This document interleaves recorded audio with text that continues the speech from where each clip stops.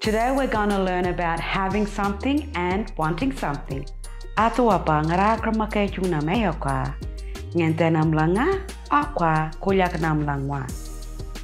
To say I want, you could say ngaywa ngente nama.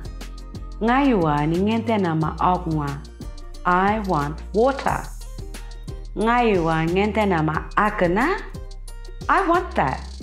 The word kulyakanama means to have or to take something with you. Remember, change the beginning of the word to change the subject. Ngaywa nungulyakanama pangkalya. I have an axe. Nakana nulyakama terapada. He has a spear. Ngalua yungulyakama awanda. She has money. Apurua narulyakama anunga. They had food. Also, if you add ma just before the word, like molyakama, it means driving. Ngayuan molyakama traka. I am driving the car.